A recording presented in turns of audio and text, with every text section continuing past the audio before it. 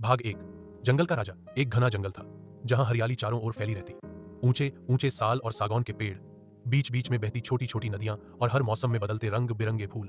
उसी जंगल में एक बड़ा ताकतवर और समझदार भालू रहता था। उसका नाम था भीमू। भीमू साधारण भालू नहीं था। उसका शरीर भारी, भरकम और मजबूत था, पर स्वभाव से वह शांत और दयालु था। जंगल के जानवर उसे आदर से देखते थे क्योंकि वह कभी किसी पर अत्याचार नहीं करता था।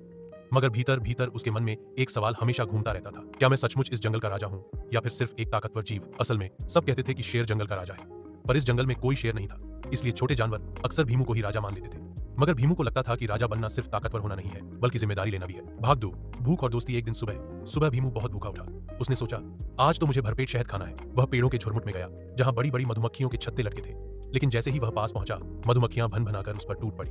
भीमू ने अपनी मोटी खाल से उन्हें ज्यादा आने नहीं दिया, लेकिन फिर भी कुछ डंक लगे। इतने में एक छोटा बंदर जो पेड़ पर बैठा था चिल्लाकर बोला, अरे भालू भाई, ऐसे सीधे सीधे छत्ते पर हाथ डालोगे तो मधुमक्खियां क्यों छोड़ेंगी? तुम इंतजार करो, मैं तुम्हें रास्ता बताता हूँ। बंदर ने लंबी टहनी ली और छत्ते के पास से हल्के हल्के धक्का देकर थोड़ा शहद नीचे गिराया। भीमू ने तुरंत चाट लिया। उसे मजा आ गया और उसने मुस्कुराकर बंदर को धन्यवाद कहा। उस दिन से भीमू और बंदर की दोस्ती हो गई।